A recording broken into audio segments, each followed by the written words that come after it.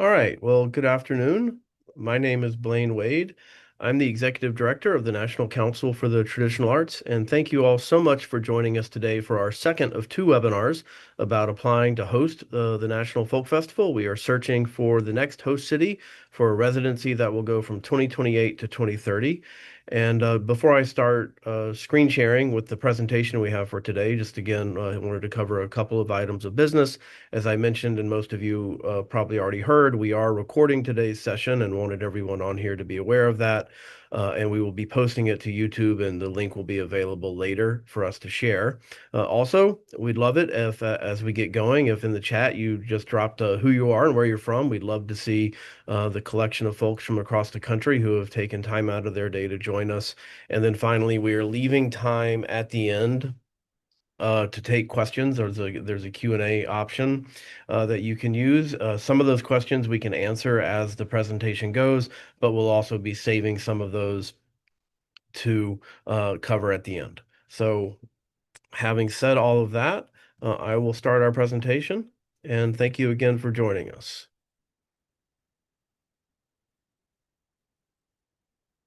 All right. So again, my name is Blaine Wade. I'm the Executive Director of the National Council for Traditional Arts. We are based in Silver Spring, Maryland, and we have been producing the National Folk Festival in communities across the country since 1934. A little bit about us, and we'll highlight this really throughout the presentation, but our events, and we do a number of events, a number of different programs, but the National Folk Festival is our flagship event. These are all geared, and our mission is all about celebrating the artistic traditions of all Americans, featuring the finest traditional artists from across the country, and through these efforts, building community and cultural understanding through these events that we produce and present. So we are committed in these events to expanding awareness about the richness of America's very multicultural heritage. And the idea is that through programs that foreground this and celebrate it, we are trying to build connections and build bridges across cultures and across communities. And really, at each festival or each event, we believe we are offering a snapshot of what the country looks like at any given point in time. And also, we are committed primarily through the National Folk Festival, but through some of our other programs as well, to creating sustainable new traditional arts events that bring lasting social, cultural, and economic benefits to communities across the country. So these are wonderful artistic celebrations, community celebrations, but also these really have widespread and far-reaching impacts in all of the communities where we work. But let's talk some more about the National Folk Festival, which is why we are all here today. And we like to say that the festival celebrates the artistic traditions of all Americans. So if you come to a National Folk Festival, no matter what you're interested in, we believe and we have seen over and over again in communities that there is something for you at this event. It brings together, it's a large scale, entirely free to the public event that takes place in the downtown of its host communities, and it is intended to celebrate the roots, richness, and variety of American culture, saying that all of these different, and what you see here a lot is music, but there's a more that we're going to talk about as the presentation goes and what you can experience at a National Folk Festival. But at least, for what we're talking about right now, no matter what kind of music you're interested in, if it's blues to bluegrass to hip hop to gospel to salsa music to reggae, music from Eastern Europe, classical South Asian dance, you're going to experience that at the National Folk Festival. And we are saying that all of these different traditions equally make up how we think about American culture writ large. And it's so the festival is meant as a celebration of all the different cultures that come together to make up the rich tapestry of American culture and heritage. To tell you a little bit about the history of the NCTA and the National Folk Festival. And you're going to see some great artists throughout this slideshow. You just saw Del McCoury, one of the great living bluegrass players, and this is Bobby Rush at our launch night at the current host city for the National Folk Festival in Jackson, Mississippi. Bobby's a legend of blues, one of the great living blues ambassadors in Mississippi. So the National Folk Festival, the NCTA, we were established in 1933, and the first National Folk Festival took place in 1934. And just to provide a little bit more cultural context about that moment, what you're talking about in this era is the New Deal, of course, coming on the heels of the Great Depression, and the Federal Writers Project, the Farm Security Administration, a great interest in getting out and documenting American culture and the strength of the American people at this. And so at this time. And so the National Folk Festival is very much a New Deal program. At this time, you had different what we would call monocultural festivals popping up in Appalachia or in Pennsylvania, Dutch country, German heritage in Pennsylvania. So one community presenting a festival to itself about itself.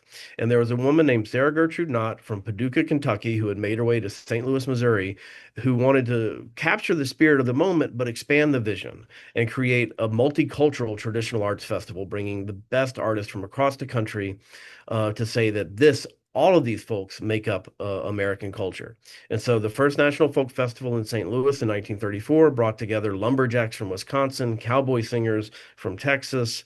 Zora Neale Hurston brought blues singers and shape note singers up from Florida. It was one of the first events that Cajun musicians left Southwest Louisiana to come and perform. We also had Kiowa indigenous performers coming from the Great Plains, all together in St. Louis at this wonderful cultural celebration. And we always like to start with that piece because that artistic vision and that mission is still very much at the heart of what we do. It's an amazingly consistent through line that guides the work of the NCTA and the National Folk Festival. So, coming out of this period, the festival was always a traveling festival, but more sort of on irregular patterns. We did 4 years at Constitution Hall in D.C. Eleanor Roosevelt was the honorary chairperson. Many of our festivals in this period also took place in St. Louis, as well as Denver, Colorado, St. Petersburg, Florida, Dallas, Texas. Throughout the country, but sort of moving on an irregular pattern. And then starting in the 1970s into the early 1980s, the National Folk Festival was in residence at Wolf Trap, the National Park for the Performing Arts here in Vienna, Virginia. That's where our partnership with the National Park Service began, which is something we always incorporate as much as possible, at least into a National Folk Festival residency. The Park Service is often a partner. But coming out of that period in Wolf Trap, we like to say we took the festival back on the road, and it exists. That's where its current iteration began, and so the festival would go into the downtown of different communities, and it would be a 3 day, large scale, entirely free to the public, but still very multicultural festival. And the idea was that by being centrally located and free, it was accessible to everybody. And it was a grand celebration of the best traditional artists from throughout the country in the heart of the communities downtown, saying that this is the public square. These traditions belong to all of us. This is American culture. These are the traditions of the American people that belong to all of us. And so this would take place in three communities with all of these social, cultural, and economic benefits I've referenced. And we'll talk some more about that further on in the presentation. But the other key part of this new version and the current version of the National Folk Festival was it was meant to lay the groundwork for a locally produced festival that would continue in each community after the 3 year residency was over. And so we see, and we'll talk more about this, a number of these festivals still ongoing. So the idea was it was creating something for the local community that would become a key community institution and bring these transformative benefits into the community. So across this history, starting in the 1930s, the National Folk Festival has now been held in nearly 30 cities, and I'm excited to say that in this next cycle we are looking for our 30th National Folk Festival host city. So it's a real sort of achievement and an exciting thing that we'll be able to say in partnership with the city that we are hitting that landmark. And this just gives you a quick overview of where the festival has been. Obviously, we've spent a lot of time on the East Coast as well as in the Midwest, had some great experiences out West. I think, people naturally ask why we haven't been out West more. I think it's just been a case of where there's been interest. But we are open to any location that can bring forward a competitive application throughout the country. And while I can say that we would love to be in places maybe we haven't been, most importantly, we're interested in a strong proposal and a strong partnership. But this gives you a sense of where the festival has been. So, what is the National Folk Festival? We like to say, as I mentioned earlier, that there is something from everyone for everyone. Uh, Key ideas, first of all, it is free and it is family friendly. You're going to see a lot of photos, and you see a lot of this at the festival. Wonderful family or intergenerational or multi-generational interactions. So it's something the entire family can come to and experience together. And no matter what you're interested in, you're going to see something that's for you. We bring together over 300 of the nation's finest traditional artists. These are dancers, musicians, performers, craft artisans. We also have foodways as a big component of the festival, festival. There's parades and street performances. So it's a collection of amazingly, very multicultural and amazing artistry and virtuosity, all free, all located downtown, appealing to everyone. And so what's key is also that downtown location, and there's usually between 5 to 7 outdoor stages. And there's not just performances on the stages. We also have, as I said, street performances. We feature parade traditions. We feature There's a participatory dance tent. So if you're interested in dancing to Cajun music or salsa music or on and on, we'll do dance lessons, and it's for the dance community to come out and enjoy together. And what we really think embody what the festival is about, and those are cross-cultural talk demonstration sessions where artists from different cultural traditions come together to talk a little bit more about who they are, where they're from, and their background. And they always culminate in these really organic, spontaneous moments of collaboration that really distill the festival down into its core essence, that idea of building cultural understanding and building bridges. So you see a great photo from here on the bottom left from the Richmond Folk Festival. Richmond hosted the National from 2005 to 2007. It was a dance and movement workshop. So you have an indigenous dancer, a Tlingit storyteller, and raven dancer from Alaska, a Moroccan dancer representing a North African tradition there in the middle, Korean percussion and dance, as well as you can't see it, but step dancing from Eastern Canada in the background. And so you have these magical moments where they've been talking, they've been performing, and at the end, everybody gets up and performs together. They always end in a standing ovation. So it's a real festival highlight. You also see in this photo Bolivian parade traditions from Northern Virginia. Again, a sense of the family aspect of the festival. This one taken in the dance tent in Jackson, Mississippi. And then finally, Nikolai Ferraru, who is a Romanian cymbalum player, a National Heritage Fellow. That's the highest honor the National Endowment for the Arts gives to folk and traditional arts, the highest honor the federal government gives. And our festivals always feature a number of National Heritage Fellows, just again to give you a sense of the idea of excellence. So these are the nation's best traditional artists from a wide range of backgrounds and performance styles and traditions coming together for free at one event downtown. But within that, it's key also to uplift and celebrate local culture, the host city and the host region. And we do that through these other festival experiences and festival areas that I'm going to talk a little bit about now. First, we have the regional folklife area and stage. That is usually curated by the State Arts Commission. Many states have a state folklorist. We've also been able to work with museums, humanities councils, other organizations, but it's an area that is themed every year. The theme for our first year in Jackson, Mississippi, it just so happened to be the 100th birthday of both B.B. King and Medgar Evers. So we are partners with the Mississippi Arts Commission and the Mississippi Folklife Program, curated a program that really tied together the legacies that B.B. King and Medgar Evers represented. And you see some of that here with a young blues group from the Delta Blues Museum, quilting traditions brought together. But the idea is this themed area, it changes every year. It's usually curated by the State Arts Council. Really holds up and celebrates the best of the host city, state, and region. It's music, it's traditional craft. There's a performance stage, but also craft demonstrators, which can be everything from a motorcycle club to quilters and basket makers and traditional herbal medicine and healing. So it's very broad and diverse. We're looking to have tailgating this year in Mississippi as a sort of quintessential Mississippi tradition. So we think very broadly. But it's also a chance, and you see in some of these other photos, we were in Salisbury, Maryland, which is a Chesapeake community. So crabbing and commercial seafood and watermen are a big part of the local heritage. So that was featured in the folklife area. And it's also a chance to feature new community groups, cultural groups, immigrant groups that come into an area and a region.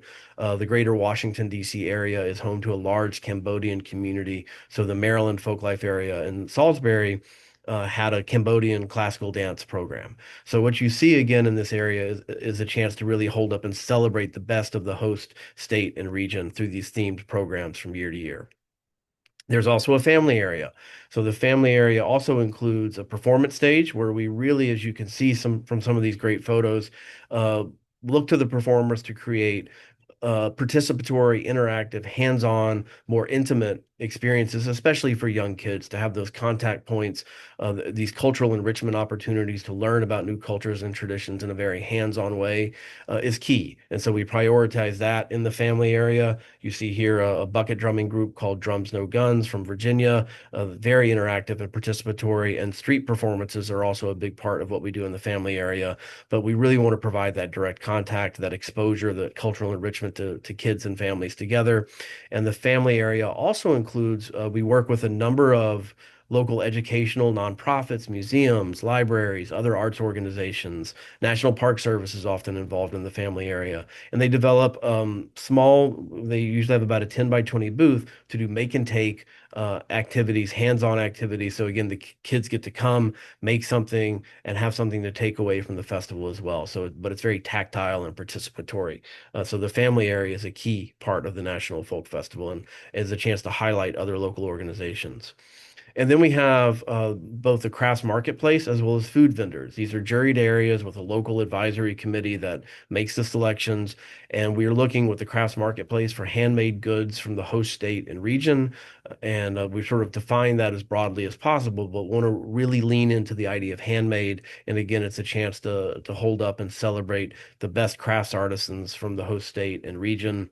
And then we have food vendors who also apply, and what we're looking for there are signature foods from the region. If you're talking about something like the Deep South, you might think of traditional Southern foods like barbecue or collard greens or catfish, as well as Delta tamales, which is a real Mississippi delicatessen, but also a chance to bring in new cultural groups, new foodways traditions that have come into the region and highlight that as well.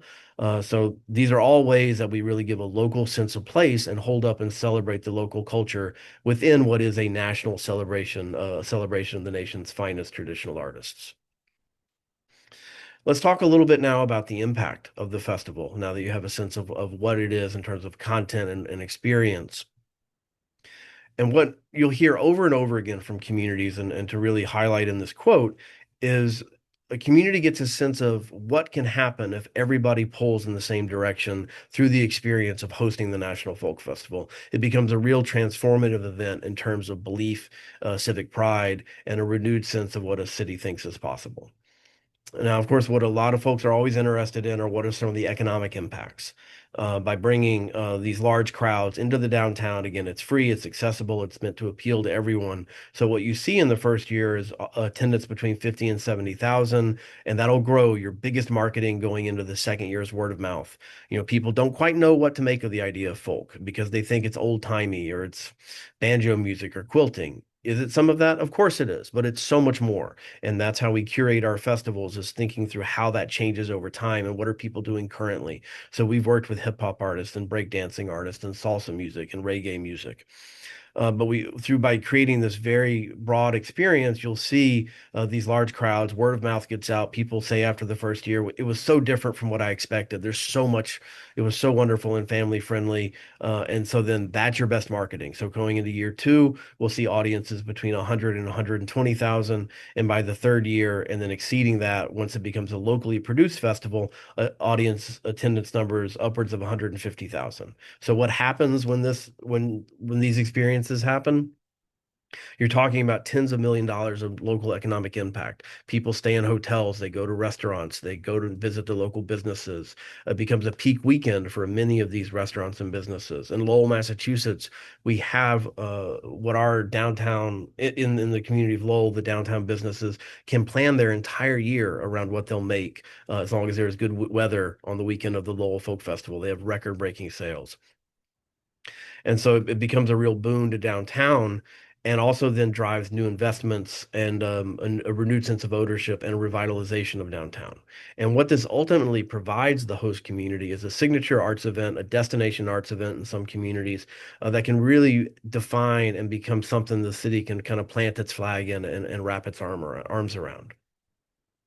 sort of moving beyond those economic numbers we talked a little bit about. There's also that idea, there's more intangible benefits of a new belief and a strengthened community that comes out of the festival, because as much as anything, it is really a community building event, the National Folk Festival, by bringing everybody together to achieve something and to collaborate and partner. So you'll see cross-sector collaboration between people, the key stakeholders in a community, from tourism and economic development, city government, other nonprofits, the arts and culture sector, bringing state agencies into the mix as well. So a real sense of what can happen if everybody's working together and pulling in the same direction. Their efforts to reach out and bring the entire community into the experience, broad participation, all of this generating civic pride and really driving home a sense of increasing the quality of life in a community. And we hear that over and over again in cities where the National Folk Festival has been. And then, of course, as we've already talked about, a chance to showcase regional cultural heritage, regional artists, regional traditions on a national stage at a national event. And then finally, again, building bridges across cultures.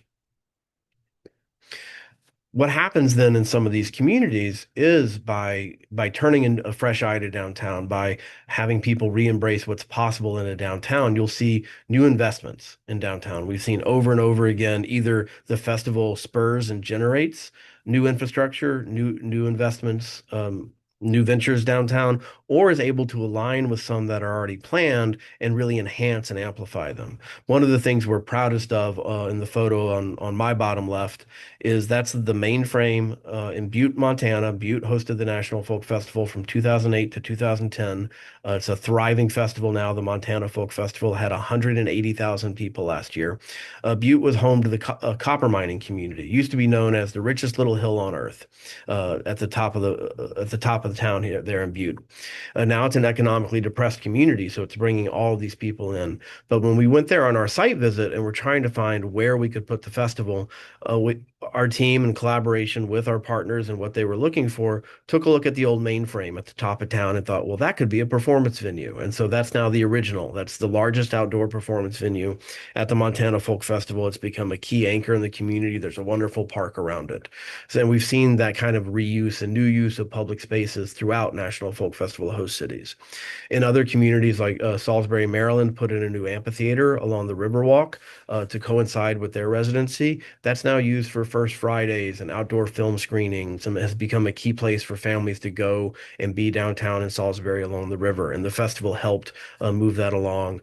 And then finally, Greensboro, North Carolina, which hosted the National from 2015 to 2017, they were already planning to put in LeBauer Park, which you see featured here for a festival performance from the great Afro-Brazilian tap dancer Leo Sandoval.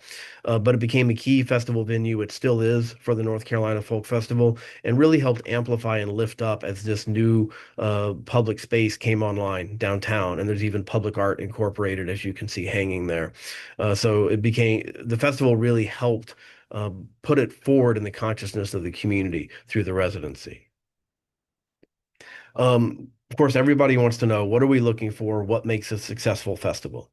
First and foremost, a city needs to be motivated and enthusiastic and forward-looking and thinking, what can we do? What does our city need? What event? What do we need downtown that can really drive development, build community, increase quality of life? We're looking for a vision and a city that's kind of thinking, looking forward into the future, and thinking, what is it we need and how can we bring that to our community? So that piece of vision and motivation is really key from city leadership, and some of the other community leaders. The other thing that's really key that we'll be talking a lot about, that we look at in all of our proposals, is broad buy-in from key stakeholders. There are contractual partners for the National Folk Festival. There are key partners, but you also need a number of key stakeholders at the table to build out a broad partnership. To make the festival successful, you need tourism on board for the marketing and to help with the hospitality and help bringing people into the community. You also need fundraising. You need sponsorships. You need buy-in from your philanthropic leaders, your business and corporate leaders. You need support, of course, from the city government, because you can't have this festival without access to infrastructure, city streets, sanitation, public safety, and your arts and culture community. So what we're looking for is broad buy-in from all of these key stakeholders to get the real sense that this is possible in a community. But even though you're looking for that broad base of stakeholders, you're also looking for who is the partner who's going to step forward in a leadership position, provide that vision that I just talked about, and really own the festival today, own the festival locally. Ownership is also a key thing that is vital to a successful national folk festival. So we're looking for clear indication of who that person and organization is, and then also getting back to the fundraising lift, the budget is 1.6 million. Looking for who are those leaders from the philanthropic, business, and civic zones who are going to go out there and champion the festival by virtue of saying, I believe in this. I believe that this is important for my community. I am behind it. I'm going to contribute to it. I'm going to help with fundraising by saying and endorsing the festival in that way. Um, will inspire their peers to also get behind it. So you have to have those champions to build the support and rally everybody to pull the festival off. And then it's also key for a community that's really looking to include all members of the community through the kind of programming that I've talked about and we'll talk about a little more. How is the partnership structured? So the NCTA, as I've mentioned, has been working on the festival for nearly 100 years, and we bring decades and decades of experience. This is our flagship event. We are extraordinarily proud of it. We keep it moving. We are ensure the success of it in every community. We also need a contractual partner. In some communities, that's the city. As I mentioned, we need access to city. You can sort of say we come in for about 2 weeks and almost take over a downtown because in a staggered way that is causes as few interruptions as possible. You're looking at street closures. This is a pedestrian only event. So we have a closed festival perimeter. You want sanitation, you want public safety.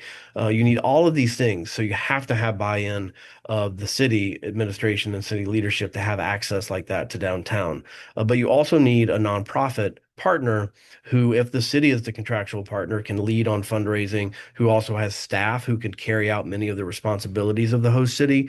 Cities can be great partners, but city government and bureaucracy can be a little clunky. So sometimes to get the tasks and keep timelines moving, that's where the nonprofit partner is key. And then that's also where you start looking for who is going to own the festival locally after the 3 years are up. So all of these pieces are key. If the city is a contractual partner, you still need a strong nonprofit to fulfill those other roles. If, as in many places, the nonprofit is the contractual partner to produce the National Folk Festival with the NCTA, you still need the full buy-in of the city because you can't do it without those spaces and infrastructure pieces I talked about. So these are all really key. To give you a little bit more idea about who does what within the partnership, I should also say this is somewhat fluid. Each city is different, where each city has capacity and experience is different, where each city needs to develop capacity and experience is different.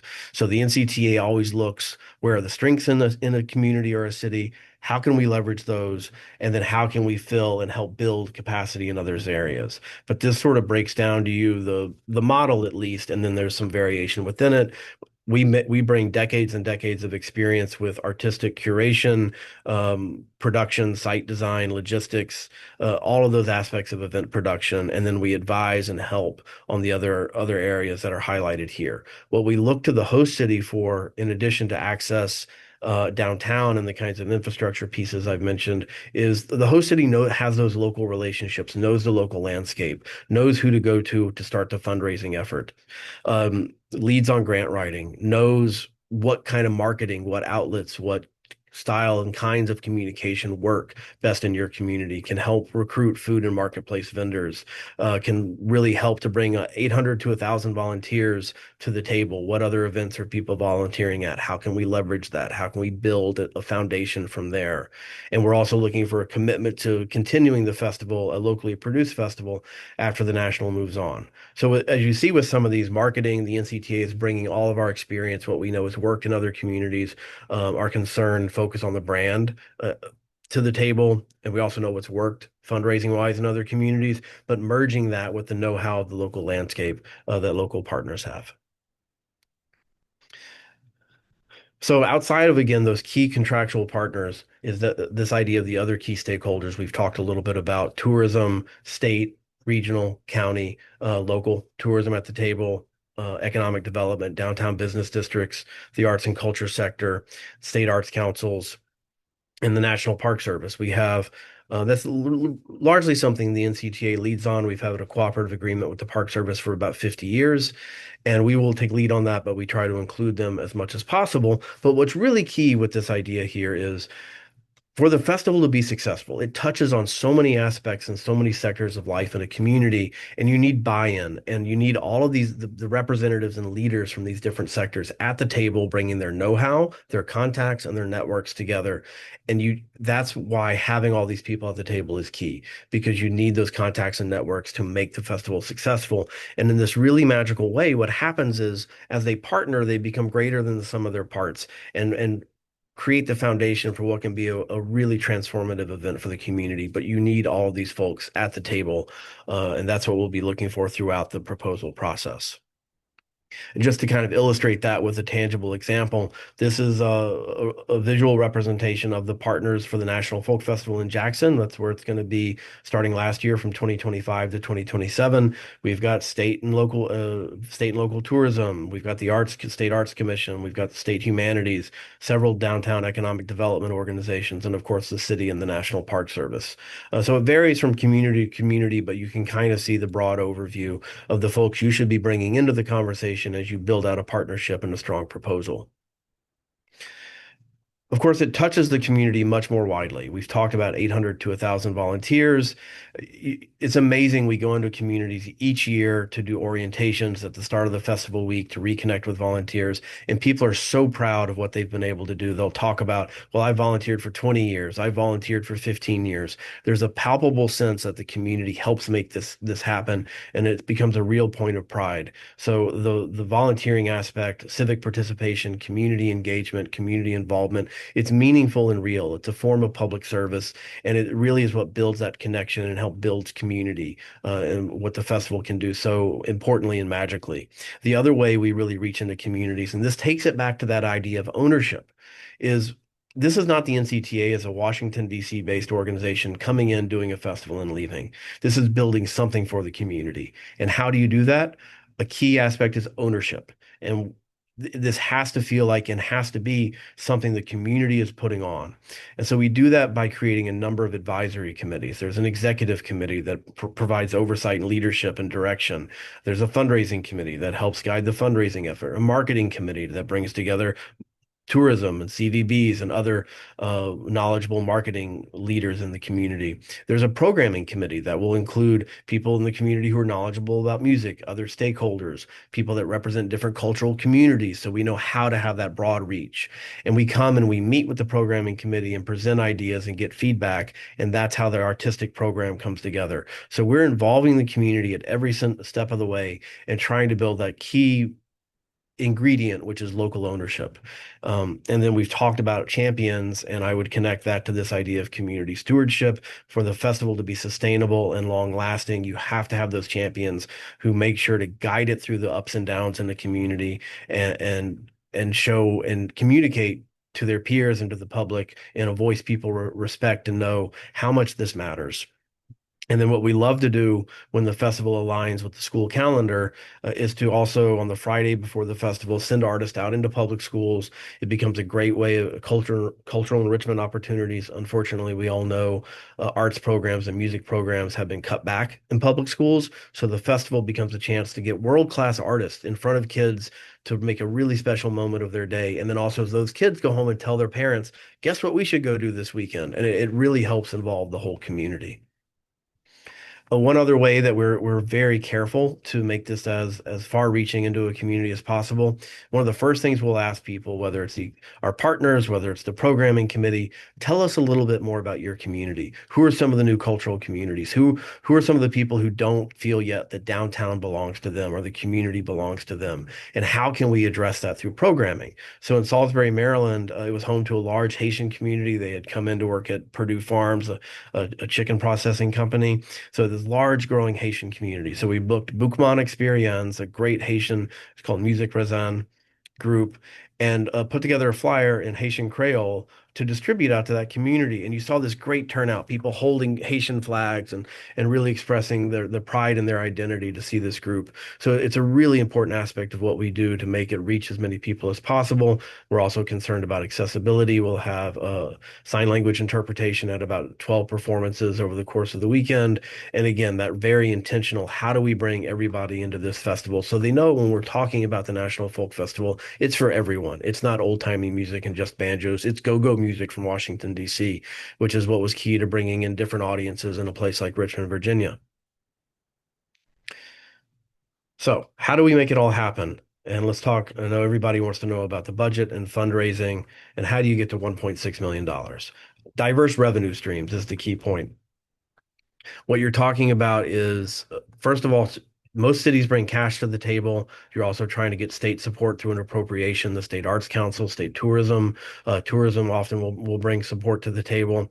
And then from there, you want your buy-in from your corporate and business sectors through sponsorships. If you go to nationalfolkfestival.com, um, you can see the current sponsor deck for the National Folk Festival in Jackson. So there's a structured way to get there. The larger stages have certain sponsor levels. The food courts will have sponsor levels. The marketplace has a sponsor level. And so through these sponsorships and giving visibility and asking your key local business and corporations to show community support, you can raise a lot of the money. There's also individual donor campaigns. Communities have come up with creative ways, having people sponsor a stage by getting a certain number of people to donate $1,000 each, 100 people to get to that stage sponsor level.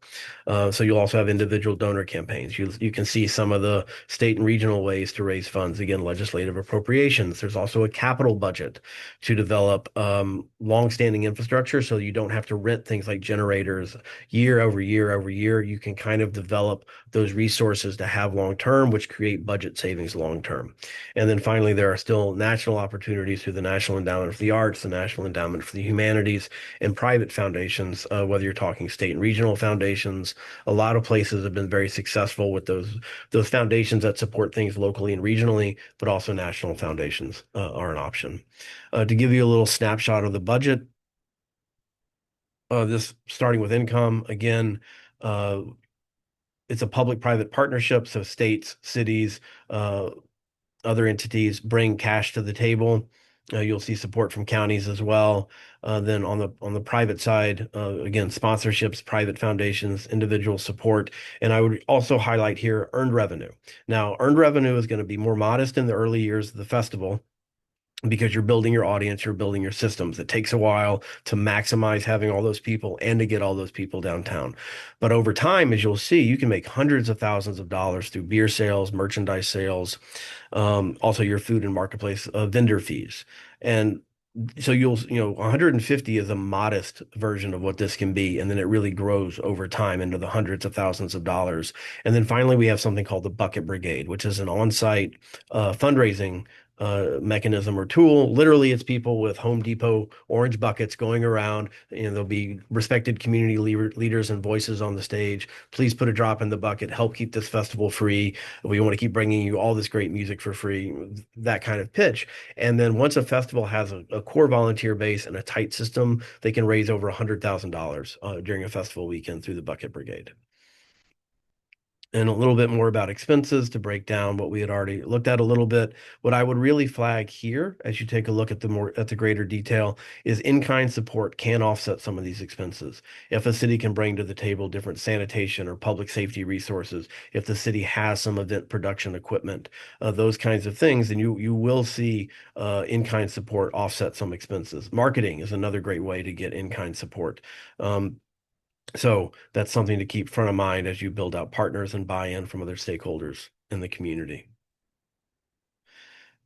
How do these economic impacts happen? Of course, and what is the capacity we need in a community to be able to host a festival? There's a couple of ways of looking at it in terms of housing. There's the festival host hotel. Usually there's a primary hotel. Sometimes there'll be a secondary hotel, and that's something we're used to. It's always great when everyone can fit in one hotel. But we've always often have a secondary hotel that's very close to the primary hotel. But we're looking about 750 room nights over 3 weeks. The heaviest usage is over the Friday, Saturday, Sunday of the festival. The festival, I should say, starts around 6 p.m. on Friday, runs through the evening, all day Saturday, and then Sunday goes until about 6 p.m. And so most of your housing needs are concentrated around the weekend, festival weekend, but production and staff crew come in earlier to build the site. Our peak use you see is 200 nights. But what you'll see in a community, especially communities who really want this to be something where people are coming to visit from out of town, is a huge bump to your hospitality and your hotel industry. So in a place like Salisbury, Maryland, for the 79th National Folk Festival, 40,000 visitors spend at least one night if you're looking at hotels, Airbnbs, camping, etc. And then Montana, which is it's just we'll talk more about this in a second, huge impacts on state tourism.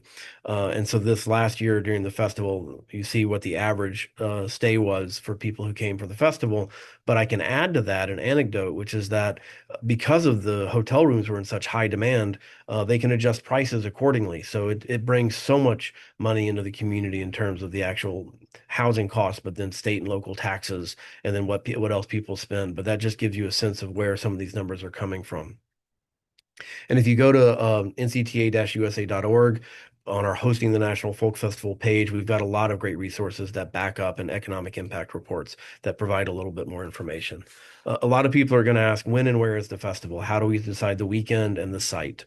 The date is a collaborative process. There is no one set date for the weekend of the National Folk Festival. We're looking in a community at what times of year do you have events that we should avoid? What times of year do you have gaps in your calendar that you're trying to fill? And then we compare that against our own schedule. When do we have time and bandwidth? When are we busy? And so it's a process, a collaborative process to find a weekend that works best for everyone. Of course, weather is an important factor. This is an outdoor festival. Almost always all the stages are outdoors, so you're very cognizant of weather. And then the site, I mean, it's helpful to know where a community really wants to see people. I mean, downtown is a really important piece of this. And then our crew will come in, and it's a process of talking to partners, and then figuring out what's realistic, what can hold venues the size of what we're looking for. And you'd be amazed. Our operations crew has been doing this in communities across the country, and they can see a festival location and a stage location where none of us could. So they bring a lot of experience to this.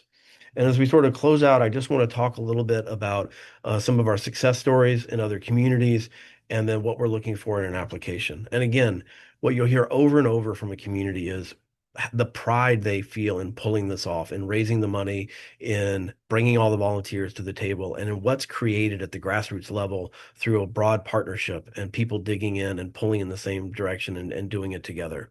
Here you see, since we started traveling the festival again in the early 1980s, everywhere it's been, each of these communities continued with the locally produced festival. Some are still going. I mean, Lowell, Massachusetts, where we went, is the second place we went after the festival went back on the road, is still going nearly 40 years later. It'll be taking place at the end of July this year.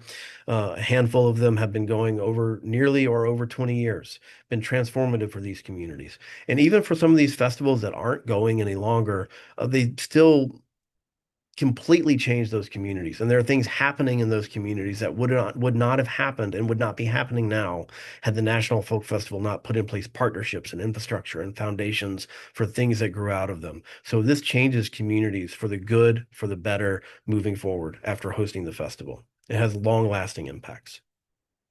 I just want to highlight a few of those. Butte, Montana, we just talked about a little bit. Each festival has its own goals. Butte is a story of tourism and what this event brings into the state of Montana. People are coming out there to experience the Rocky Mountain West. They go to Glacier National Park, Yellowstone National Park. You see the numbers of what it brings in terms of tourism. Their return on investment is about, for every $30 or for every dollar the festival spends, it's a $30 return. So it's a really high return on investment.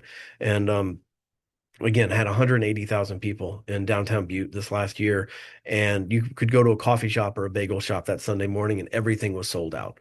So it just speaks to the business that people do downtown. Lowell, Massachusetts. Lowell is where we went in the 1980s.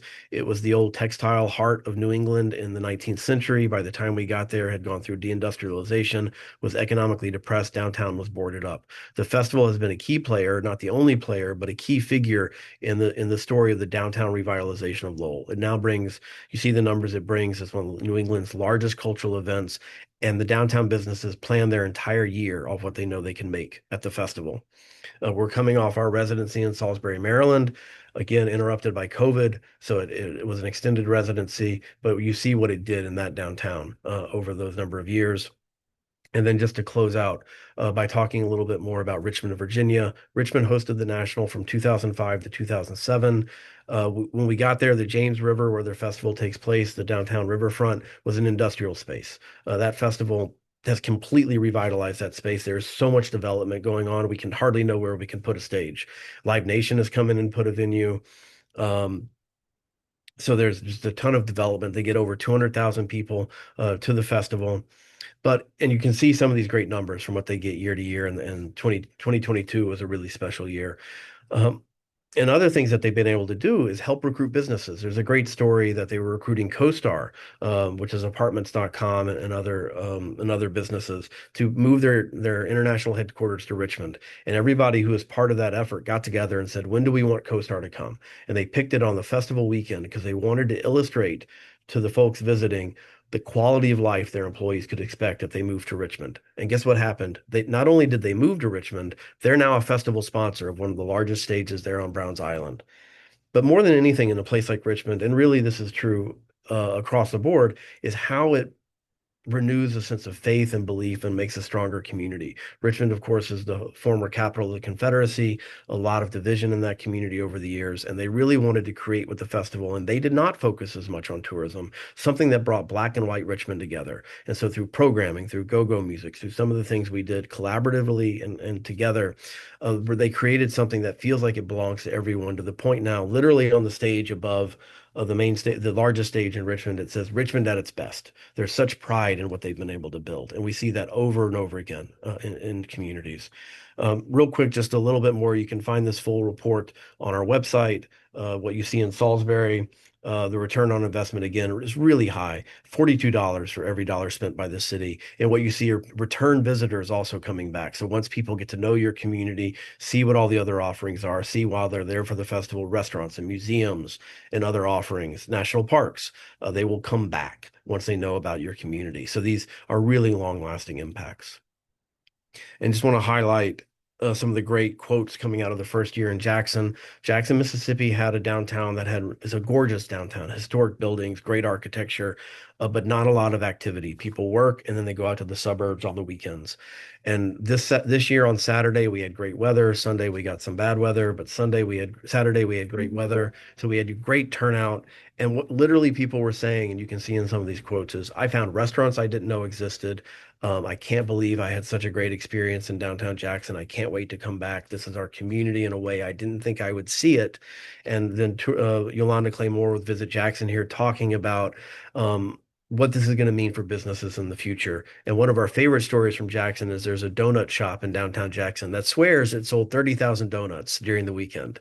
That's a lot of donuts, but it's a great story and just speaks to all the energy and enthusiasm really coming out of the first year of the residency.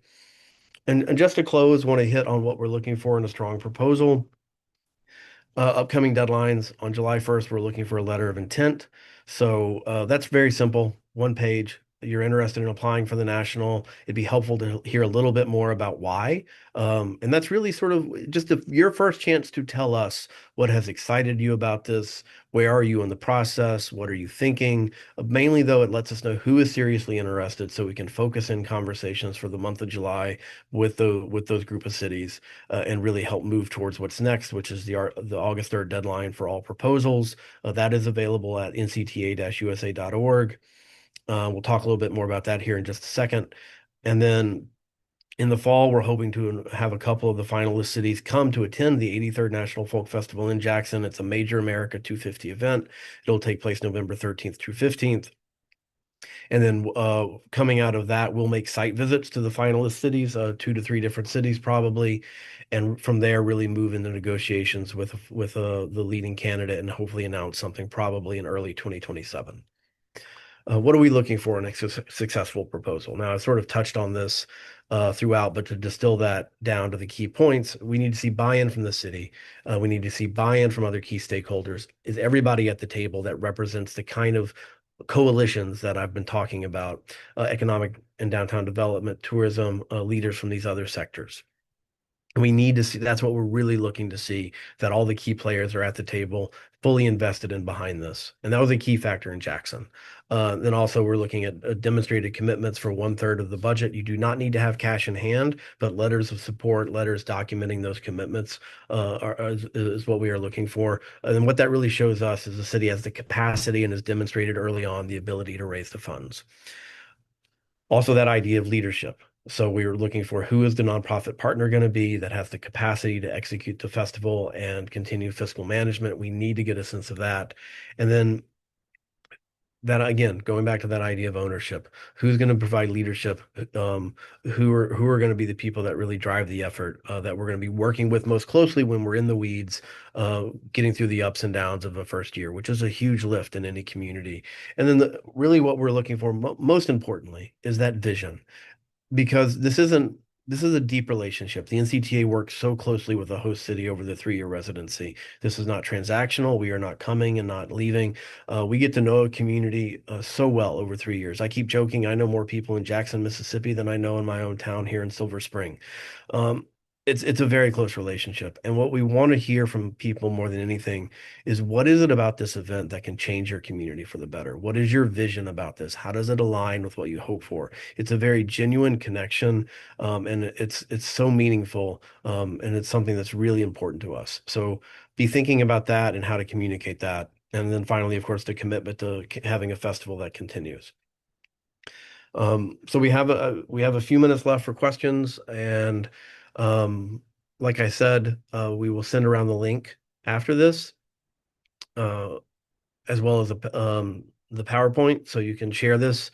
And if anybody would like us to mail brochures, we have a bunch of physical brochures. It's also available digitally on our website. We can send those. But now I would welcome the chance to answer questions, and I will say to my colleague who's on here, I may not remember how to find the Q&A.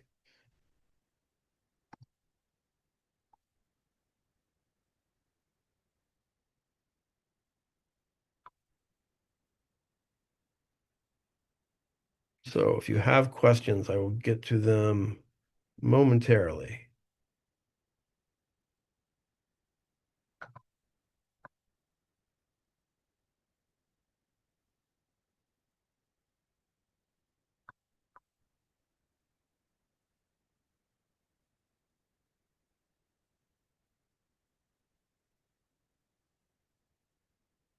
Oh, there we go. All right, so I have a question from Margaret Mary. Um, that you're in terms of attendance, how many come from at least 50 miles away? That varies from community to community. So you've already heard a little bit about Butte, Montana, for instance. Um, that's very much in line with the vision they had. Salisbury, Maryland, likewise, they really made it a very conscious effort to. Salisbury's on the eastern shore of Maryland. A lot of people from the Philadelphia area will come down to Ocean City to go to the beach, so that's sort of a natural market. So they did a very conscientious push into that area. I think, and I've always talked about Jackson about concentric circles. It's really important, first and foremost, to make sure everybody in the community feels like it belongs to them, and then to bring in everybody from the outlying bedroom communities and suburbs. But from there, you want to reach the entire state, and you want to really market to the region. So it's sort of hard to quantify in terms of exact numbers, but I think in terms of people being able to come in from 50 miles away, and in terms of the marketing, it all comes down to intent and marketing. I would say a good number will easily come in from 50 miles away. Um, and if you're looking again at a community like Butte, by the way, is a population of 35,000. So that answers your question already. Most of those people are coming from over 50 miles away. Richmond, Virginia is in a very populous part of the country. They're really focused on bringing people in from Richmond. So you'll see less so there. But if a community is intentionally marketing for that, you can see large numbers coming in from that kind of radius. National funders who have been developed over the years, most of the fundraising really happens locally and regionally. You'll see again, like Butte, Montana, one of the major foundations that supports the festival. If you sort of trace back through its history, it traces back to the copper mining um, industry. But at the same time, we are having more and more conversations with national foundations. Jackson is getting some support from national foundations. We are hoping to maintain those relationships. But I think in terms of what you're asking, in terms of the national contribution, that's more bringing in strategies and advising on what's worked. It's really more about getting your key buy-in from key state, local, and regional support. I think Lucas is probably asking a somewhat similar question. Um, I would not say that there are any conflicts of interest in terms of national sponsorships and local sponsorships. Um, no, I don't. I cannot think of any examples of conflicts of interest. Oh, application materials. Okay, I think I answered Michelle's question, but I'm glad to repeat that. We're not looking for cash on hand, but I think letters documenting that kind of support. Now, this could be the city is bringing to the table X amount of dollars and documenting that. And then a couple of early corporate business or philanthropic leaders are also making a contribution, but looking for something in writing. And then Kelly has a question. So if you look at Um, some of the economic numbers from Salisbury. I think their second year they had about 2,500 rooms. There's a very extensive economic impact report from Butte, Montana. Butte's going to be your biggest hit in terms of number of people coming in to book rooms. And so it varies from community to community. But take a look at the recent economic impact report from Butte that's up on our website. It was a sampling of about 800 or 900 people, if I remember correctly. So you kind of have to extrapolate from there. But basically, what our partners there report is every hotel room in Butte and a surrounding radius was booked. And I think that's some information we can follow up with as well. I got it in writing from our primary partners there in Butte, but you're talking about anything from a surrounding, maybe I wouldn't go a 50-mile radius, but out to 25, 30. I mean, it's the west, so things are much further apart, but every hotel room in the surrounding area was booked. And then Matilda asked about capacity. Yes, I mean, to answer your question, coming off our last search and into this search, we had asking about like if a community doesn't feel ready to apply right now, um, is this a conversation that can be ongoing and can we help build capacity? Yes, I mean, we would love to know cities that maybe don't feel now is the right time, but would like to stay in conversation with us and we can continue to give feedback and have conversations about how to put the right pieces in place and build up that capacity so that you're in place to submit a very strong application and proposal by the time of our next search, which will be in 2029 for the years 2030. No, 2031 to 2033. Um, Venue sizes. We like to have venues of different capacity. Now, we mainly are using for our venues downtown streets, parks, green spaces. Occasionally, there's an existing venue we can use, but more often you're talking about we're using parking lots, streets, green spaces like that. We have no main stage. We always say the festival is the star. What that means is we don't have headliners. We want people to understand that coming and experiencing all artists equally is key. So within that, we don't have a main stage. However, I can definitely say we have a largest stage, which has the largest sponsorship attached to it. So I think but we like to offer different experiences. Artists who are appropriate to see on those very large venues, artists who are more appropriate to see in more intimate settings. So I think you're talking about large venues can be anywhere from 5,000 to 7,500.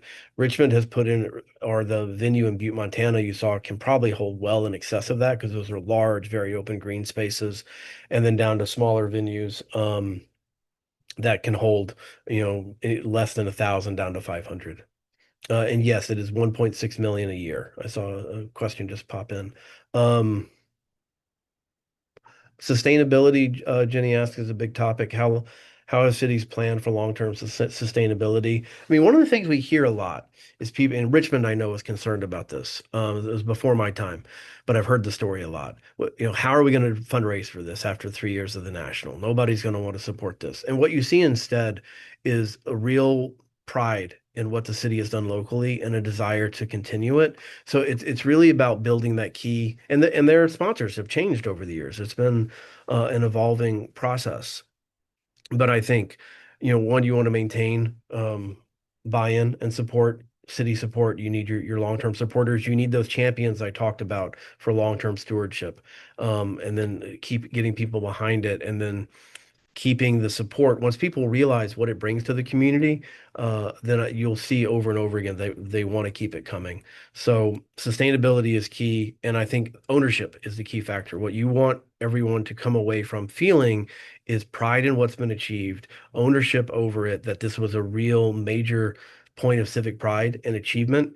And that's where you see the sustainability come from, is people are so proud in what they've built, and it is so meaningful when festival weekend comes around year after year. So the most important things we see everywhere for sustainability is that sense of ownership, and that's what really creates that long term.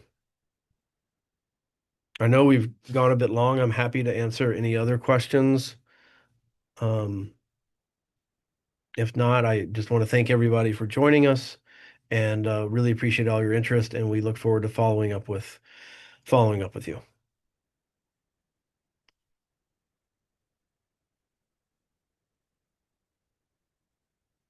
I think I saw a question pop in.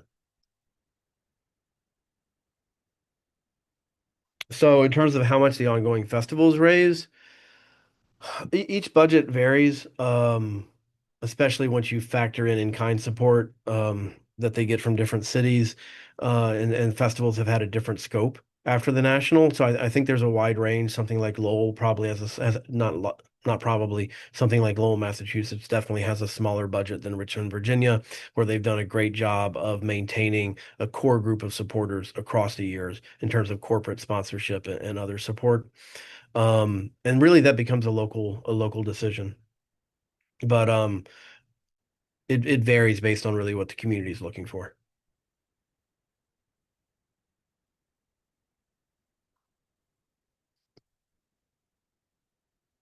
All right. Oh, Margaret, the NEA has funded the National Folk Festival. Um, I would I'd sort of pause to be careful, but I think it's almost safe to say every year since its founding. And now the NCTA leads a lot of that, and then the host city can also apply for its own NEA funding, but there's a very, very good track record of support NEA funding. NEH funding is a little more hit or miss, because they don't support the arts as much, but NEH funding is possible, and is an opportunity each city can explore. And then also state humanities councils. So we've been getting support from the humanities councils in Mississippi. Virginia gets support from the humanities council as well. So you can look at it through that lens too.